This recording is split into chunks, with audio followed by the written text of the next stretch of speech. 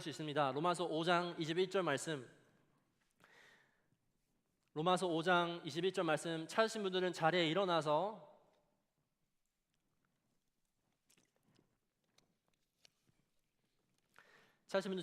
우리 하나님 말씀 큰 목소리로 읽겠습니다. 로마서 5장 21절 그것은입니다. 시작. 그것은 죄가 죽음으로 사람을 지배한 것 같이 은혜가 의를 통하여 사람을 지배하여 우리 주 예수 그리스도로 말미암아 얻는 영원한 생명에 이르게 하려는 것입니다. 아멘. 자리에 앉으시기 바랍니다. 오늘 설교 제목은 왕 노릇하는 은혜로 정했고요. 나눌 말씀은 로마서 5장 21절 뿐만 아니라 우리가 다양한 말씀을 계속 돌아가면서 보게 될 것입니다. 우리는 계속 이어서 은혜 시리즈를 계속 이야기 나누고 있습니다. 이제는 세 번째 주가 벌써 왔고요. 다음 주는 마지막 주예요. 첫 번째 주는 하나님의 은혜가 어떻게 온다 했죠? 네, 수련자 감사해요. 먼저 찾아오죠. 그리고 그 은혜는 우리가 2주째 두 번째 주 얘기했던 게 그 은혜는 어울리지 않는 사람에게 찾아온다고 합니다. 오늘 우리가 함께 본 은혜는 세 번째 은혜의 풍성은 그 은혜가 우리에게 능력을 준다입니다. 능력을 준다. 여러분은 선을 스스로 행할 수 있다고 생각을 하시나요? 기독교 역사상 속에서도 이러한 주제가 매우 뜨겁게 다투던 적이 있었습니다. 5세기의 영국 수도사였던 펠라기우스라는 사람이 이렇게 주장했어요. 하나님은 인간의 마음속으로 스스로 선을 행할 수 있는 완벽한 자유의지를 심어주었다고 이야기합니다. 그래서 도덕적으로 완벽하게 살아가야 하는 것은 새로 믿게 된 신자의 의무라고 이야기를 합니다. 이것을 펠라기우스주의, 펠라기아니즘이라고 불렀는데요. 그 당시에 이 주장은 엄청난 인기를 끌었어요. 한 사람의 노력과 한 사람의 능력으로 인해서 누군가 거룩해질 수 있다면 그것은 많은 교회 다니는 사람들은 매력적이고 어떻게 보면 합리적으로 들렸기 때문입니다. 이 사실이 이 생각이 오늘 우리가 살아가는 머릿속에도 존재합니다. 이 생각이 어쩌면 우리에게도 동일하게 매력적이고 우리에게 동일하게 합리적이다라고 생각이 될 수 있어요. 자본주의 사회에 살아가는 우리에게는 한 사람의 능력으로 결과를 만들어 오는 것은 매우 합리적이고 매우 정당한 것이기 때문이에요. 내 능력과 내 열심으로 성공을 이루어내야 하는 이 자본주의 생각으로 어느새 우리의 신앙의 세계관으로도 이것이 천천히 들어오게 됩니다. 그렇게 해서 우리는 내가 바친 기도와 내가 바친 헌금과 내가 바친 봉사를 이제는 한 신앙의 스펙으로 여겨서 내가 이만큼 노력했으니 하나님께서 이제는 이 정도까지는 복을 주셔야지, 이거는 하나님께서 나에게 당연히 주셔야지라고 생각을 하게 되는 것도 분명합니다. 이것뿐만일까요? 성경대에서 어느 정도 지식이 생길 때에, 그리고 성경의 신학의 어느 정도 논리가 내 머리에 차지할 때에 우리는 이제 그렇게 생각하지 않는 사람을 보고 쉽게 판단할 때도 한두 번이 아닐 거라 생각을 합니다. 그리고 더 나아가서 한 사람의 인생에 시련이나 슬럼프가 찾아올 때에, 내 인생에 어려움이 찾아올 때에 하나님께서 내가 기도를 열심히 안 했으니까, 하나님께서 내가 열심히 봉사를 안 했으니까 나에게 벌을 주시는구나 라고 죄책감을 덮씌우면서 신앙생활을 할 때가 있습니다. 우리가 이런 신앙을 하다 보면 내 힘으로 선을 행하고 거룩해지려는 모든 시도는 결국 한계가 있다는 것을 우리는 깨닫게 됩니다. 그렇다면 우리 안에 스스로 선을 행할 수 있는, 내가 스스로 선한 것을 선택할 수 있는 능력이 있다고 우리는 생각하나요? 우리가 함께 알아갈 은혜의 세 번째 성품은 은혜의 유효성입니다. 어떤 한 분이 저한테 얘기하더라고요. 목사님은 한국 발음이 너무 안 좋아요. 그래서 비상응성 할 때 비상응성 이러시는 것 같아요 라고 말씀하시더라고요. 그래서 제가 집에서 연습했어요. 유효성. 은혜의 유효성이에요. 은혜의 유효성은 우리 삶에 일어나는 모든 거룩의 변화가 우리의 의지나 우리의 노력이 아니라 하나님의 은혜라는 것을 알려주고 있어요. 하나님의 은혜는요, 믿는 사람에게 반드시 우리 안에 실제로 무언가 작동이 되어서 어떠한 변화를 만든다는 뜻을 가지고 있습니다. 그렇다면 이 은혜에 해당되는 능력이 저와 여러분 삶에 어떠한 실제적인 것을 보여주고자 하는 걸까요? 첫 번째 우리가 함께 보고 싶은 것은 하나님의 은혜는 능력이다입니다. 하나님의 은혜는 능력이다. 고린도후서 10장 10절 말씀 제가 읽겠습니다. 바울의 편지는 무게가 있고 힘이 있지만 직접 대할 때에는 그는 약하고 말주변도 변변치 못하다 하고 말하는 사람들이 있었습니다. 아멘. 고린도후서 10장과 13장을 우리가 보면 사도 바울은 그보다 더 세련돼 보이는 다른 사도들과 비교가 되기 시작해요. 그래서 고린도 교회는 사도보다 말을 더 잘하는 사람, 사도 바울보다 더 말을 잘하거나 더 멋진 말을 하는 사람들을 보고 봐봐, 사도 바울이 얼마나 덜 된 사람이야 라고 비교를 하기 시작하죠. 그것뿐만일까요? 이게 왜 그렇게 큰 위기였냐면 그 당시에 사도 바울만 비평하는 것이 아니라 사도 바울이 전하고 있었던 메시지, 즉 복음까지 그들은 무시하고 있었던 것이었습니다. 이것 때문에 바울은 고린도 교회들에게 설득을 해야 되겠다는 생각이 나타나기 시작해요. 그래서 그는 그의 자랑을 하면서 설득을 하기 시작하는데요. 신기하게도 바울은 자기의 명예들과 어떠한 이루었던 일들을 가지고 설명하면서 자랑하는 게 아니라 그의 나약한 것을 설명하면서 자랑을 하는데요. 다른 편지에도 나오지 않는 바울의 가시, 여러분 잘 아시죠? 이것이 고린도후서 12장 8절부터 9절에 나옵니다. 제가 읽겠습니다. 나는 이것을 내게서 떠나게 해달라고 주님께 3번이나 강청하였습니다. 그러나 주님께서는 내게 이렇게 말씀하셨습니다. 내 은혜가 너에게 족하다. 내 은혜는 약한 데에서 완전하게 된다. 그러므로 그리스도의 능력이 내게 머무르게 하기 위해서 나는 더욱더 기쁜 마음으로 내 약점을 자랑하려고 합니다. 아멘. 바울은 그리스도의 은혜와 그리스도의 능력을 나란히 두고 이야기를 합니다. 바울은 인간의 능력이 철저히 바닥이 나고 약해지는 바로 그것 가운데에, 왜요? 바울의 인생이 그랬거든요. 바울은 이제 감옥에서 가가지고 그의 모습이 철저히 약해진 그것 가운데에서 하나님의 은혜가 완벽하게 그의 삶 가운데의 능력으로 드러난다는 것을 설명합니다. 은혜는요, 받기 자격이 없는 자에게 주어지는 거 우리 저번 주에 배웠죠? 받은 자격이 없는 자에게 주어지는 게 맞아요. 실제로 그것이 우리에게 주어지는 것은 아무런 조건이 없어요. 하지만 동시에 우리의 마음 가운데에 우리의 심장을 바꾸고 꼬매고 이제는 우리의 심장을 다시 새롭게 뛰게 하는 하나님의 능력, 유효성을 가지고 있다는 이 두 가지의 특징을 하나님의 은혜가 동시에 가지고 있다는 것을 바울은 설명하고 있어요. 그 뜻은요, 저와 여러분이 더 이상 힘이 없을 때에, 심지어 저와 여러분이 이제는 약해질 때에, 그때에 하나님의 실적인 은혜의 힘이 우리의 삶 가운데에 드러나기 시작한다는 것입니다. 성경은 이 비밀을 깨닫는 사람들로 가득하지만 그 중에 대표적인 사람은 사도행전 6.8절에 나오는 스데반입니다.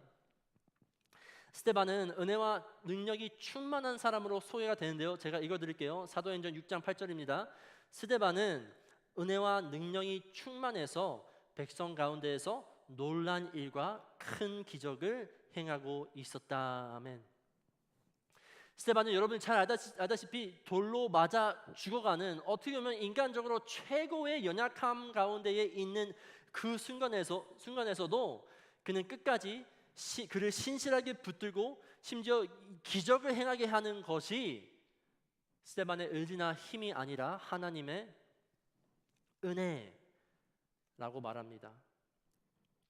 사도 바울도 마찬가지였어요. 고린도전서 15장 9절부터 10절의 말씀은요, 그는 사도 중에 가장 작은 자요 사도라 칭함 받기 감당하지 못할 자라고 고백을 합니다. 그러나 그 자격이 없는 자, My lovely bread, please go to youth now.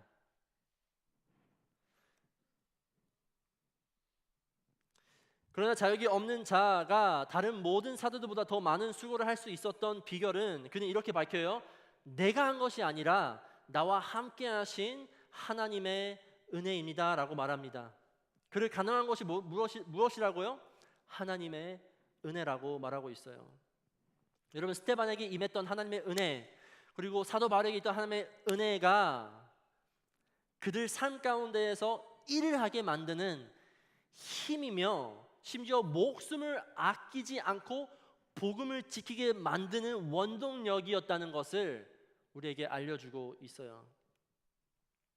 여러분, 이 은혜는 몇천 년 전에 이들에게만 해당되는 은혜가 아닙니다. 이 은혜는 오늘 살아가는 저와 여러분에게도 동일하게 해당되는 은혜예요.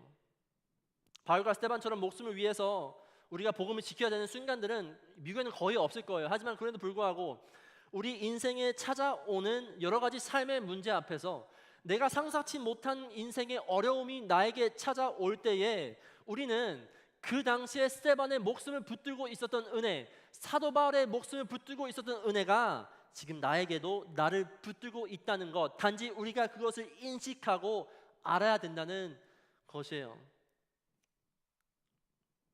그렇다면 우리가 물어봐야 하는 것이 한 가지 있는데요. 그러면 실질적으로 은혜가 우리의 약함 속에 드러나는데 그 은혜가 그러면 어떠한 모습으로 나타날까요? 그 은혜가 도대체 우리 삶 가운데 무엇을 하는 것일까요? 두 번째 포인트 이야기하기 원하는데요. 하나님의 은혜는 우리를 통치한다입니다. 하나님의 은혜는 우리를 통치합니다. 바울은 로마서 5장 21절을 통해서 이렇게 설명합니다. 제가 개역 개정 번역을 가져왔는데요. 오늘 본문이에요.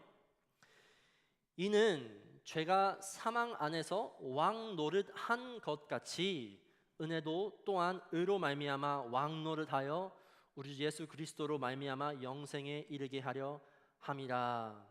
아멘. 이것이 새 번역에서 왕 노릇이 지배한다로 번역이 됩니다. 여기서 말하는 왕 노릇하다는 헬라어로 번역된 발실류오라는 동사입니다. 발실류오는 이 왕이라는 단어에서 파생된 단어인데요. 그 문자 그대로 왕으로 통치하고 다스린다는 뜻을 가지고 있어요. 은혜의 능력 안에 살아가는 것이 무엇인지 알기 위해서는 그 은혜가 우리의 삶 가운데서 무엇을 하고 있다는 것을 우리는 잘 알아야 돼요. 바울은 이렇게 얘기하죠. 저와 여러분이 예수 그리스도를 믿기 전에는요, 죄와 사망의 이 무시무시한 영적 힘 아래에 지배당하면서 노예 생활을 하고 있다고 이야기를 해요. 죄와 사망은요, 저와 여러분의 힘으로 우리가 벗어날 수 있는 것이 아니에요. 아담의 한 사람으로 인하여서 죄로 인하여 모든 인류가 이제는 죽음과 사망 안에 태어났기 때문이에요. 죄가 이러한 무게가 가지고 있다는 것을 우리는 많은 때에 쉽게 가볍게 넘어갈 때가 많습니다. 우리는 이렇게 해야죠. 목사님, 저는 죄로 지배당하는 삶을 살고 있지 않아요. 제가 뭐 크게 큰 죄를 지었나요? 라고 우리는 생각할 때가 분명 있을 거라 생각해요. 죄가 내 삶을 지배하지 않다고는 착각할 수 있지만 우리가 알아야 되는 것은 죄는 이미 우리 마음과 생각을 우리가 알지 모르게도 다스리고 통치하고 있다는 것입니다. 어떻게 알 수 있을까요? 만약에 이 자리에 앉아있는 분들 중에서 누군가 한 번쯤은 마음속에 미워했다면요, 누군가 보면서 나 저 사람 절대로 함께 할 수 없다고 생각을 했다면요, 심지어 저 사람을 정죄하고 판단했다면요, 더 나아가서 내 아내 외에 다른 여자를 내 마음 가운데 품은 적이 있다면요, 영상이나 사진 통해서 내가 음욕한 마음을 품은 적이 단 한 번도 있다면요, 더 나아가서 내게 아닌 것을 내가 한 번도 탐낸 적이 있다면 하나님 앞에서는 저와 여러분은 이미 살인자요, 이미 간음자요, 이미 도둑자이라는 것이에요. 여기 앉아있는 사람 중에서 그 누구도 죄의 통치에서 단 한 번도 벗어난 적도 없고 앞으로도 벗어날 수 있는 힘이 존재하지 않아요. 그러나 바울은 이제 다르다고 이야기해요. 아니, 이제 꼭 달라야 된다고 이야기하는데요.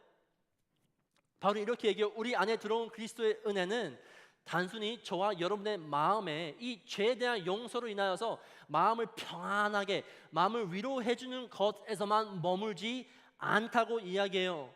은혜는 죄와 사망의 힘을 짓눌리면서 동시에 어떤 일이 일어나냐면, 잘 들으세요. 새로운 왕이 찾아와서 우리의 삶을 다스리기 시작한다는 것이에요. 은혜가 새로운 왕을 불러온다는 것은 죄의 노예에서 살고 있는 저와 여러분이 그것을 우리의 힘으로써 이기지 않아도 능력으로 살아갈 수 있다는 것이에요. 은혜를 통하여서 이제는 새로운 왕이 우리의 삶에 들어온다는 것은 100번, 1000번 우리의 힘으로 이길 수 없는 그것을 이제는 대신 이겨주는 하나님의 통치가 있다는 증거입니다. 하지만 우리가 살아가는 현실은 참 많이 달라 보일 때가 있어요. 그렇지 않나요? 이제는 은혜를 받아서 죄에 끌려다니지 않다고 우리에게 이야기하지만, 이제는 은혜의 통치를 받아서 이제는 죄의 노예가 아니라 의의 노예로 살아간다고 성경에서는 이야기하지만,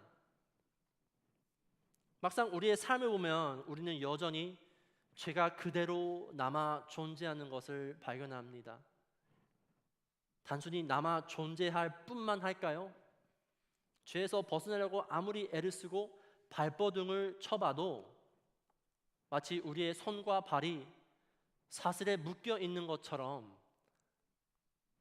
느낄 때가 한두 번이 아니라는 것, 여러분이 경험하실 거라 생각해요. 성경에서 나오는 은혜의 능력, 바울이 이야기하고 있는, 그리고 그리고 스데반이 보여줬던 은혜의 사로잡힘의 삶과 저와 여러분의 삶과 큰 거리감이 있어 보이는 것은 왜 그러는 것일까요? 사도 바울은 이 미스터리에 대한 답을 우리에게 알려줍니다. 로마서 6장 16절부터 23절인데요. 굉장히 긴 말씀입니다. 제가 쭉 읽을 텐데 여기서 여러분들이 좀 잘 보시기 바래요. 분명히 띄어쓰기 잘했는데 또 저러네요. 로마서 6장 16절부터 23절 말씀은 바울이 쓸 때에 바울은 모든 사람은 하나의 능력, 즉 죄나 혹은 의라는 능력 아래에 있다는 것을 우리에게 보여줘요. 제가 다시 말씀드릴게요. 지금 말씀 제가 읽기 전에 말씀드리는 거예요. 바울은 모든 사람들이 하나의 능력, 그것이 죄이든 그것이 의이든 이 하나의 능력 아래에 있음을 보여주면서 동시에 이것을 설명할 때에 종됨, 복종함, 순종함이라는 단어를 언급하면서 우리에게 설명해주고 있어요. 제가 천천히 읽을 때 한번 얼마나 그런 단어가 많이 나오는지 한번 살펴보시기 원해요. 여러분이 아무에게나 자기를 종으로 내맡겨서 복종하게 하면 여러분이 복종하는 그 사람의 종이 되는 것임을 알지 못합니까? 여러분은 죄의 종이 되어 죽음에 이르거나 아니면 순종의 종이 되어 의에 이르거나 하는 것입니다. 그러나 하나님께 감사하는 것은 여러분이 전에는 죄의 종이었으나 이제 여러분은 전에 받은 교훈의 본의 마음으로부터 순종함으로써 죄에서 해방받아서 의의 종이 된 것입니다. 여러분의 이해력이 미약함으로 내가 사람의 방식으로 말하겠습니다. 여러분이 전에는 자기 지체를 더러움과 불법의 종으로 내맡겨서 불법에 빠져 있었지만 이제는 여러분의 지체를 의의 종으로 바쳐서 거룩함에 이르도록 하십시오. 여러분이 죄의 종일 때에는 의에 얽매이지 않습니다. 아멘.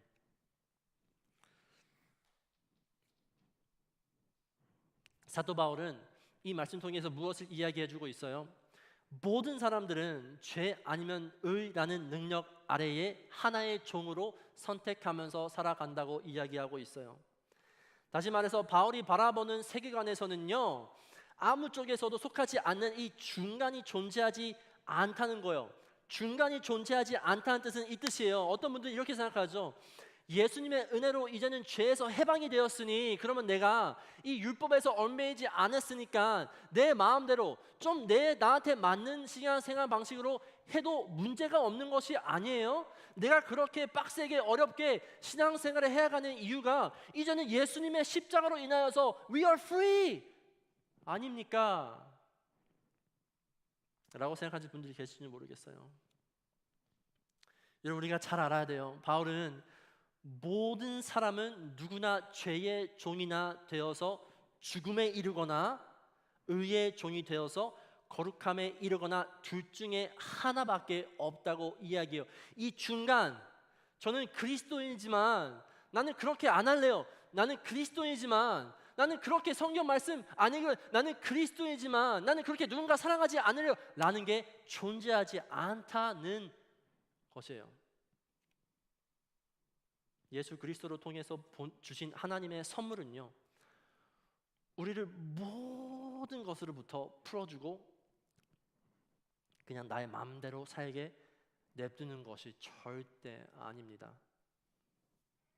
하나님의 선물은요, 분명 우리에게 조건 없이 찾아와 우리 모습 그대로 받아주지만 그 후로 우리에게 새로운 충성과 우리에게 새로운 책임과 그리고 은혜의 통치 아래에 있는 새로운 종됨으로 살아가게 하는 것이 바로 은혜 아래 통치 받는 것이에요.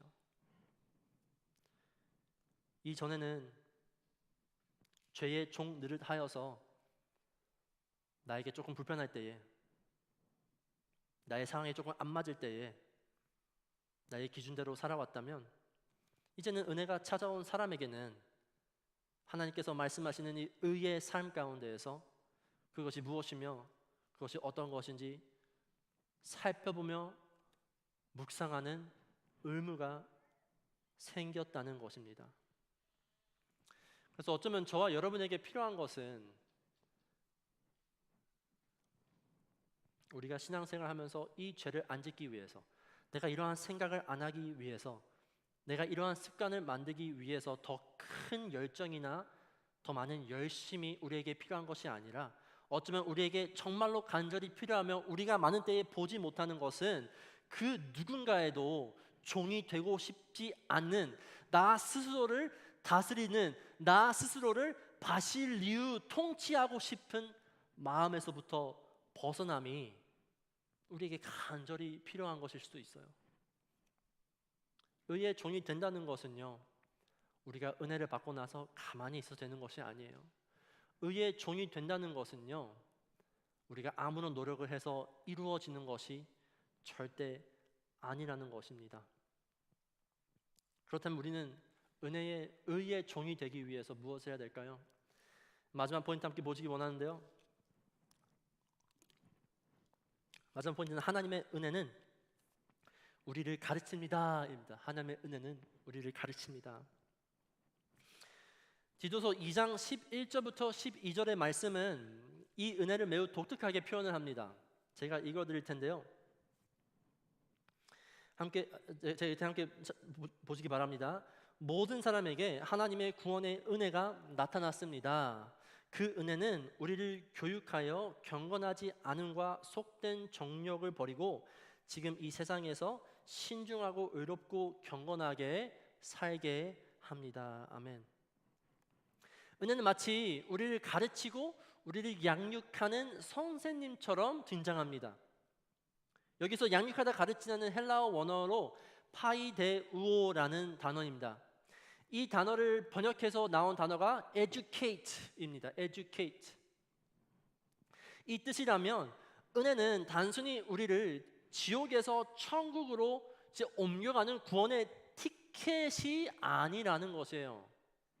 우리는 신앙생활에서 한 가지 벗어나는 것은 은혜를 받았다는 거 하면서 은혜를 받아 너무 이렇게 마음을 큰 은혜를 받은 표현할 때에 늘 이런 표현하죠. 우리는 하나님께서 우리를 죄 가운데서 구원하셔서 우리를 이제 의하게 여기신다라는 것을 우리는 그렇게 표현해요. 하지만 우리가 은혜를 성경에서 계속 찾아올 때는 많은 때에 우리의 죄를 용서하는 은혜로만 찾아오는 것이 아니라 우리를 가르치고 우리를 고치시고 우리를 새롭게 하는 것으로 찾아올 때가 많다는 것이에요.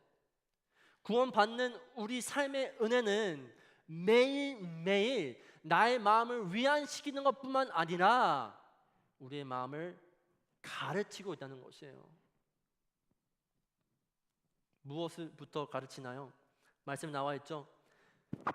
기본적으로 경건하지 않는 것과 이 세상의 정욕, 우리 디도서 말씀 한번 다시 써주실래요?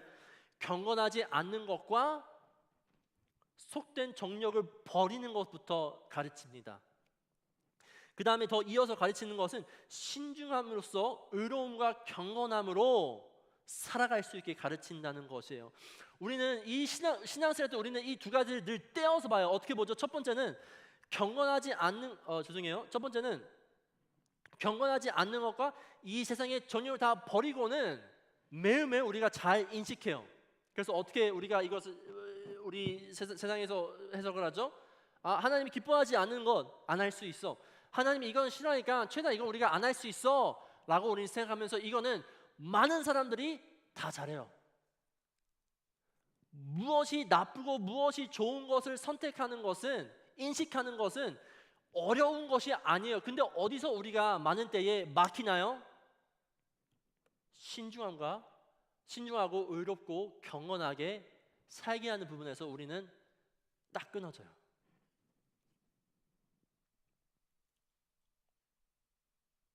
왜요? 신중하고 의롭게 경건하게 사는 것은 여러분의 기본적인 디폴트가 아니라서 그래요. 우리가 하나님 앞에 경건하게 사는 것은 절대로 여러분 마음 가운데 스스로 흘러나오는 것이 아니기 때문이에요. 우리의 마음은 여전히 우리의 제가 한국어를 잘 못해가지고 단어를 까먹었네요. 본성. 무슨 이름인데 우리의 본성을 드러내는 거예요. 제가 얼마나 어려워요. 한국어 맨날 설교하는 거. 네? 맨날 영어로 하다가 한국어로 하니까 본성이에요. 본성. 우리의 본성이 우리 마음 가운데에 늘 반복적으로 나온다는 것이에요. 하나님 말씀에 이렇게 살아라고 말씀하시면 우리의 본성은 나는 그렇게 살기 쉽지 않다고 우리에게 자동으로 이해하고, 그래서 우리가 어떻게 되죠? 나이가 들수록 우리는 이것을 합리화시켜요. 나는 그렇게 쉽지 않은 것을 인식하지는 않고서는 분명 하나님께서 이걸 원하시는 거야. 분명 하나님께서 이 삶을 기뻐하시는 거라고 착각하면서 우리는 살아갈 때가 참 많다는 거예요. 여러분, 하나님의 은혜는 우리를 단순히 경건하지 않은 것에서 정욕을 버리게 하는 것뿐만 아니라 우리의 삶은 이제는 의롭게 그리고 경건하게 살아갈 수 있게 우리를 훈련시키고 가르친다는 것이에요. 즉 우리가 하나님 뜻대로 살아갈 수 있도록 날마다 저와 여러분 마음을 변화시키시고 성장시키는 것이 바로 하나님의 은혜입니다.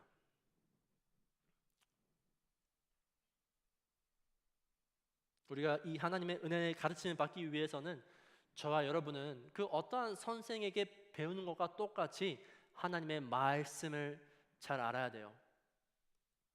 하나님의 말씀 통하여서 우리가 이제는 어떻게 생활을 해야 되는지, 하나님의 말씀이 우리의 기준이 되어서 이제는 이 전까지 우리가 합리화시켰던 것이 왜 하나님께서 기뻐하지 않은 것인지 매일매일 훈련받고 가르침을 받아야 돼요. 하나님의 은혜는 단순히 나쁜 짓을 안 하게 멈추게 하는 것에 멈추지 않습니다. 거기서 한 걸음 늘 나아가서 더 바른 일, 더 바른 경건한 삶을 적극적으로 찾게 우리를 만들어요. 영국에 있는 존 발클레이 교수님은 이 기본 스텝에서, 다시 말해서 정욕을 버리는 것에서 이제 경건한 삶을 살아가기 위해서 우리에게 필요한 것이 하나 있다고 이야기하는데요. 이것을 바로 에너지즘이라고 표현합니다. 에너지즘의 원어는 빌립보서 2장 13절에서 나오는데요. 제가 읽어드릴 때 한번 잘 따라와 주시기 바라요.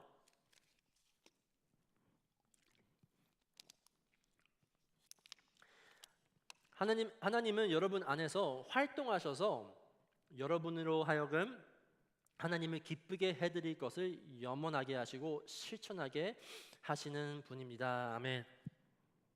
여기서 사용되는 그리스어 동사 에네르게오와 그의 동적어인 단어 에네르게이아는 우리가 방금 읽은 활동하셔서에서 나오고요. 그리고 방금 읽은 실천하셔서에서 동일하게 나옵니다. 그 뜻은 이 단어를 영어로 해석해서 우리가 잘 아는 에너지로 해석되는데요. 그 뜻은 하나님이 우리 안에 계시기 때문에 이제는 우리 안에 어떠한 에너지가 있다는 것이에요. 절대로 오해하지 말아요. 뭐 기 이런 거 얘기하는 게 아니에요. 뭐 절대 그런 게 아니라 하나님께서 우리가 활동할 수 있게끔 실천할 수 있는 힘, 에너지를 우리에게 허락해 주신다는 것이에요. 그 뜻은 단순히 하나님께서 은혜를 우리에게 주셨을 때에 그 은혜를 우리 받아서 간직하게 가지고 있는 보관하는 건물 같은 게 아니라 그것이 이제 우리의 삶을 완전히 변화시키는 실질적인 힘이 있다고 우리에게 말씀하고 있는 거예요.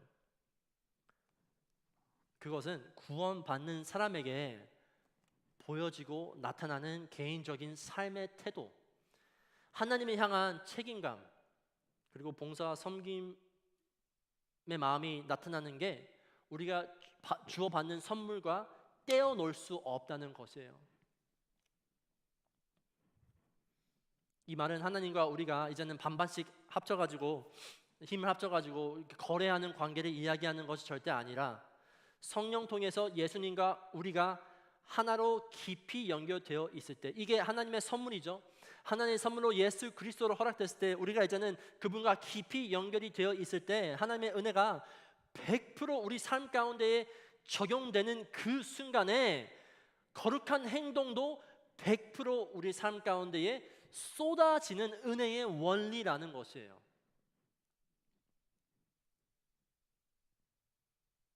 그 뜻은 은혜는 우리를 결코 잠잠히 냅두지 않다는 것입니다. 은혜를 만난 사람은 하나님을 기쁘게 해드리고 싶은 갈망이 행동으로 나타난다는 것이에요. 여러분 잘 들으시기 바라요. 만약에 우리 앉아 계신 분들 중에서 하나님의 은혜를 받았다고 하면서 그 은혜가 여러분 삶에 아무런 변화를 이끌어오지 않다면, 만약에 여러분 삶에 이전과 사는 것과 하나도 다른 것이 없다면, 나의 삶에 아무런 반응을 요구하고 있지 않다면 우리는 어쩌면 설교 한 편에 잠시 감동받고 눈물 흘리며 움직이면서 상황이 좋아지면 I don't need it 하면서 제자리로 돌아가는 신앙생활을 살고 있는 가능성이 매우 높아요. 저는 최근에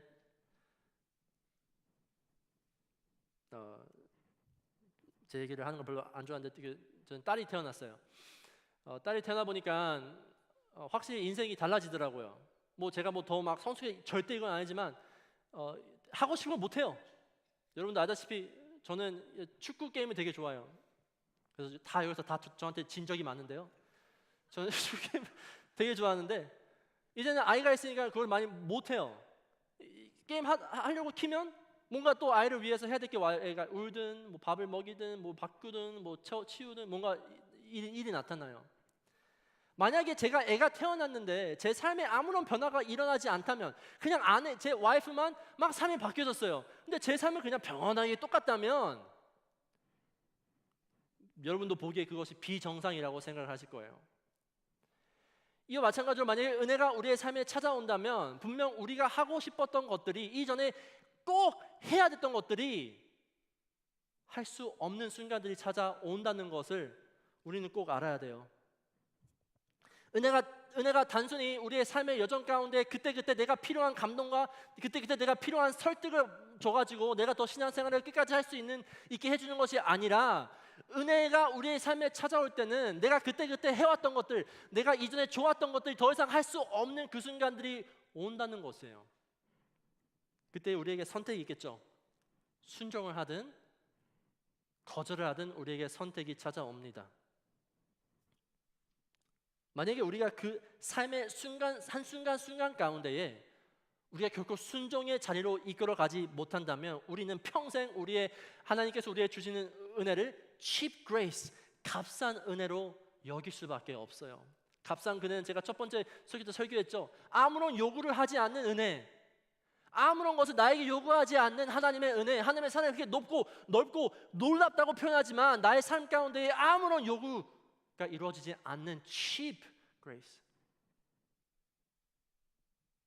여러분, 하나님의 은혜는 저와 여러분의 죄와 저와 여러분의 죄 상태를 깨부시고 완전히 해방시키신 후에 이제는 더 이상 거기에서 머물리지 않게 이끄시는 것이 하나님의 은혜예요.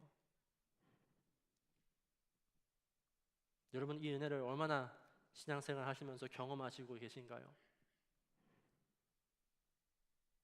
나에게 맞춰진 은혜와 나에게 딱 맞는 은혜가 아니라 결코 나에게 어려운 것을 요구하는 하나님의 은혜를 여러분들 인생 가운데에서 얼마나 자주, 얼마나 많이 만나고 있나요?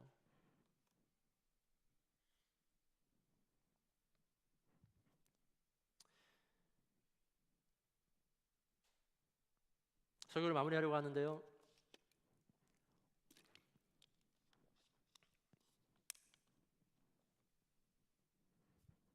1990년대 브라질에 있는 한 도시 리우데 자네리우라는 도시가 있습니다. 그 도시에는 길거리에서 홈리스가 참 많았습니다. 특별히 어린 아이들이, 청소년들이 많아서 청소년들이 이제는 마약에 빠져가지고 거기서 이제 구걸하면서 생활을 해왔던 도시였습니다. 이 도시를 고치고 싶어서 많은 선교 지단이 나타나서 아이들을 구출하고 구해주고 이제는 새로운 가정을 찾을 수 있게 입양시키는 사역이 있었습니다. 한국에 있는 YM 예수전단도 이 사역에 한번 참여했던 걸 제가 알고 있는데요. 실제로 많은 아이들이 입양되어 새로운 가족을 찾게 됩니다. 그 많은 입양된 가족들을 이제는 어떻게 지내는지, 아이는 잘 적응하고 있는지, 부모는 이상한 것을 하고 있지 않는지 살펴봐야 되니 설문조사를 딱 한번 돌려요. 그 설문조사에 나온 결과를 제가 여러분에게 한번 나누고 싶은데요.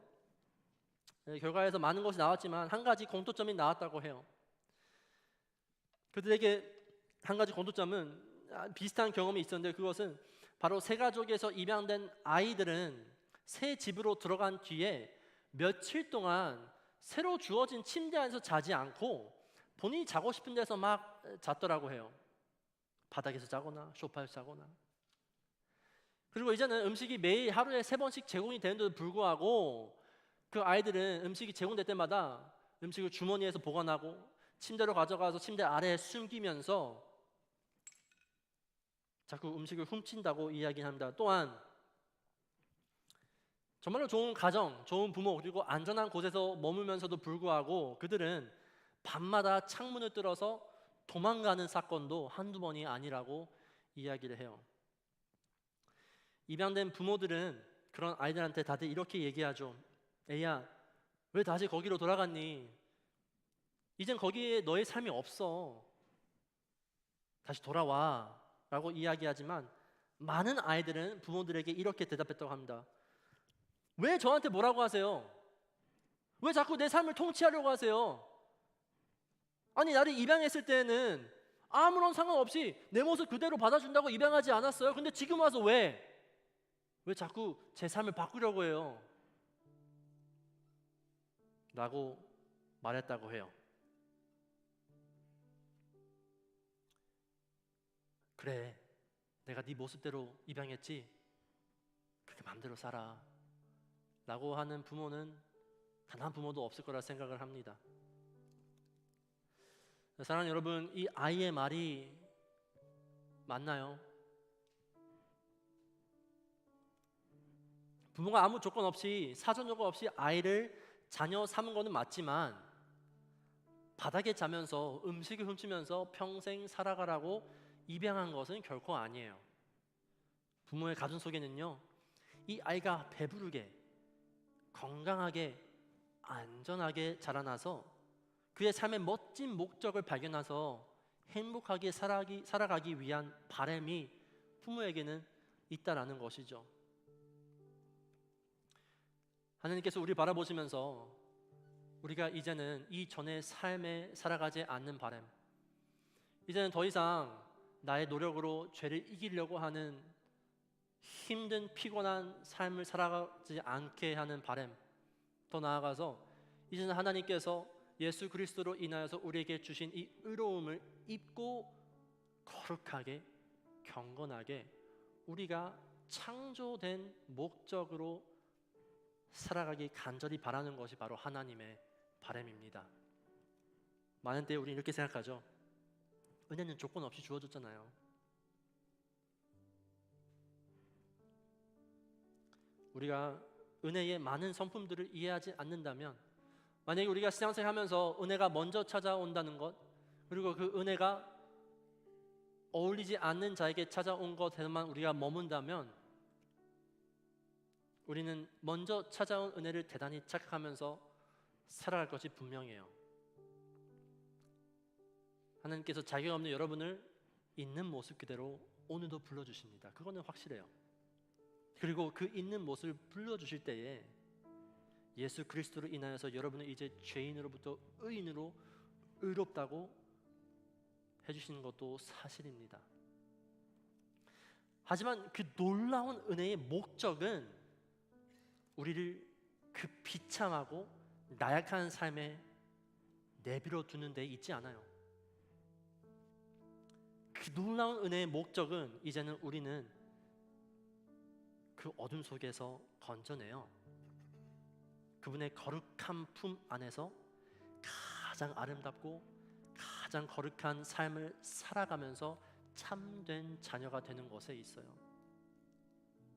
이 차원에서 하나님의 은혜는 사전 조건이 없지만 선물 받는 자들에게 분명한 변화를 기대하는 것이에요. 하나님의 은혜는 사전 조건이 없지만 받는 은혜가 우리 안에 능력을 발휘한다는 것도 분명한다는 것이에요.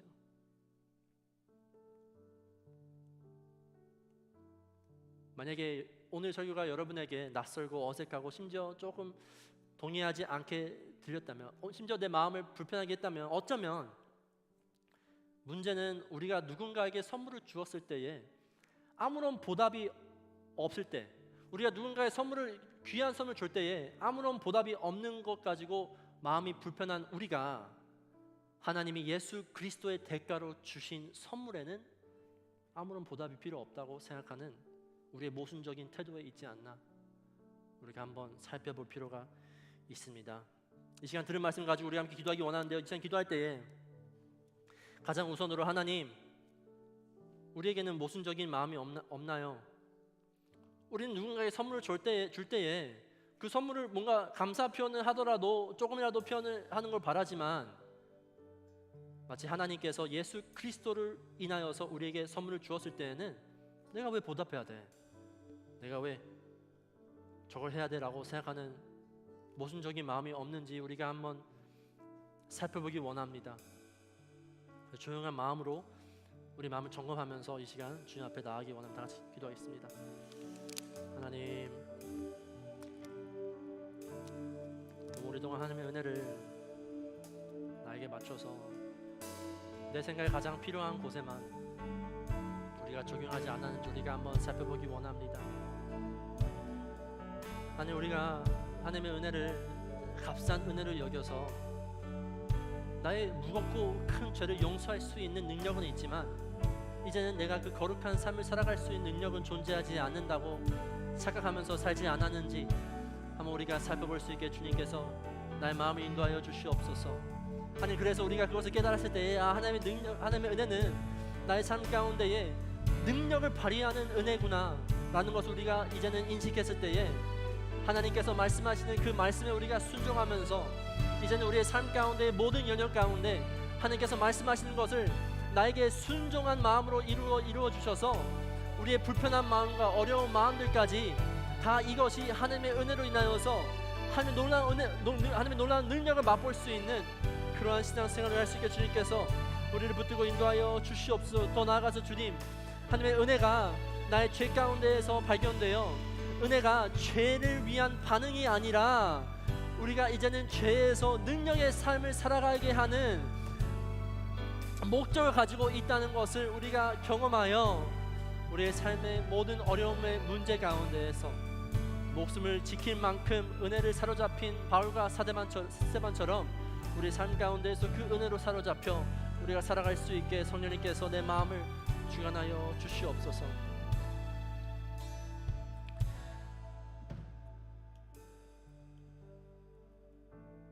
하나님, 우리의 삶 가운데 하나님의 은혜가 간절히 필요합니다. 하지만 지금까지 내가 나에게 딱 필요한 은혜, 나의 마음을 딱 편하게 하는 은혜만 우리가 받아왔다면, 하나님께서 우리에게 주신 은혜는 단순히 우리의 마음을 편하게 하는 은혜가 아니라 이제는 우리를 죄의 종에서 의의 종으로 살아갈 수 있는 능력의 은혜라는 것을 우리가 믿고 살아갈 수 있게 주님께서 우리를 인도하여 주시옵소서. 더 나아가서 그 은혜를 더욱더 깊이 맛볼 수 있게 말씀을 달달하게 찾아오게 하여 주시고, 하나님의 말씀이 나의 삶의 모든 영역 가운데에 나를 가르치고 나를 양육하고 나를 훈련시켜서 우리가 하나님 앞에 성숙한 아들, 딸로 살아갈 수 있게 인도하여 주시옵소서. 예수님의 이름으로 기도드렸습니다. 아멘. 우리 자리에 일어나서 함께 이 찬양을 하기 원합니다. 주님 말씀하시면 우리가 그 말씀에 순종하며 나아가겠습니다. 하나님, 나에게 오늘 말씀하시고 그 말씀이 내 귀에 잘 들을 수 있게 성령님께 역사하여 주시옵소서. 우리 함께 고백하며 이 찬양 부르겠습니다. 주님 말씀하시면, 주님 말씀하시면 내가 나가리라. 주님 뜻이 아니면 내가 멈춰서리라. 나의 가고 서는 것 주님 뜻에 있으니 오 주님. 우리 한 번 더 고백합니다. 주님 말씀하시면, 주님 말씀하시면 내가 나가리라.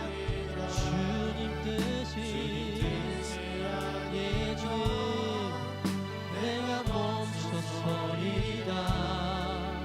나의 가고 서는 것 주님 뜻에 있으니 오 주. 우리 한 번 더 고백할 때, 하나님, 내가 하나님의 말씀 앞에 순종할 수 있게 믿음 허락하여 주시옵소서. 고백합니다. 주님 말씀하시면 예 하나님, 주의 뜻이 아니면 내가 멈춰서리라. 나의 가고 서는 것 주님 뜻에 있으니 오 주님. 우리 큰 목소리로 고백합니다. 뜻하신 그곳에, 뜻하신 그곳에 나 있기 원합니다. 이끄시는 대로 순종하며 살리니 연약한 내 영혼 통하여 일하소서. 주의 나라와 그 뜻을 위하여 오 주님, 오 주님 나를 이끌. 한 번 더 고백합니다. 주님 말씀하시면, 주님 말씀하시면 내가 나가리라. 주님 뜻이 아니면 내가 멈춰서리라. 나의 가고 서는 것 주님 뜻에 있으니 오 주님 나를 이끄소서. 뜻하신 그곳에, 뜻하신 그곳에 나 있기 원합니다. 이끄시는 대로 순종하며 살리니 연약한 내 영혼 통하여 일하소서. 주님 나라와 그 뜻을 위하여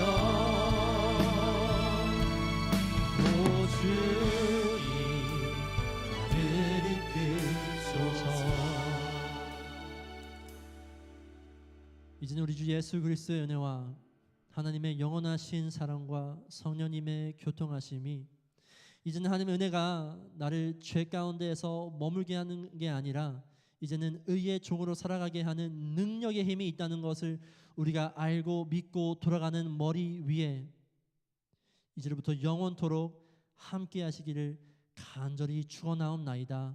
아멘.